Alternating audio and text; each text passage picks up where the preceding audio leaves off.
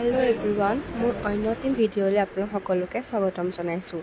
আজিৰ পৰা মই মোৰ ৱেইট লুজ জাৰ্ণিটো ষ্টাৰ্ট কৰিম, য'ত মই কি খাই মোৰ ৱেইট লুজ কৰিছোঁ আপোনালোকক দেখুৱাম। ৰাতিপুৱাই মই অলপমান জিৰা আৰু মিঠৈ দি পেলাই গৰম পানীত উতলাই খাই লৈছোঁ, কিয়নো এইটো খালে আপোনালোকৰ মাইকী মানুহৰ কিছুমান সমস্যা দূৰ হয় আৰু লগতে ৱেইট লুজত সহায় হয়। আৰু ব্ৰেকফাষ্টত মই খাইছিলোঁ এখন ৰুটি আৰু অলপ চব্জি, ৰুটিখনত ঘিউ লগাই খাইছিলোঁ আৰু অলপমান ড্ৰাই ফ্ৰুটছ খাইছিলোঁ।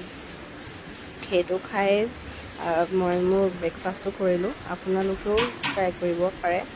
লগতে 12টামান বজাত মই অকণমান মধুৰিআম খাইছিলোঁ, লগতে পানী খাই আছিলোঁ। পানী আপোনালোকে মাছ 2-3 লিটাৰ এদিনত খাবলৈ চেষ্টা কৰিব।